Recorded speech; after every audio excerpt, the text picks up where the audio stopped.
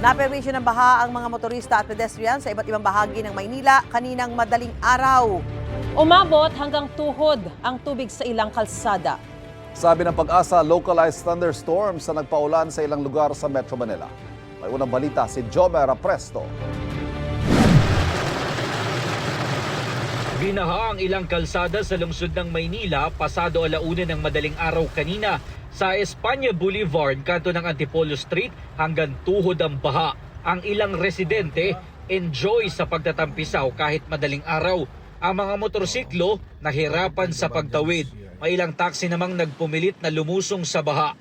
Ganyan din ang sitwasyon sa ilan pang bahagi ng Espanya Boulevard. Ang mga motoristang hindi makaabante, pinili na lang bumalik. May ilan naman na naglakas loob na suungin ng baha. Gutter deep naman ang baha sa bahagi ng Taft Avenue, corner UN Avenue. Bumaha rin sa Abad Santos kanto ng Solis Street sa Tondo, Maynila. Halos walang makadaang sasakyan kaya ang ilang residente naglakad na lang. Inabot na mahigit 20 minuto ang malakas na ulan.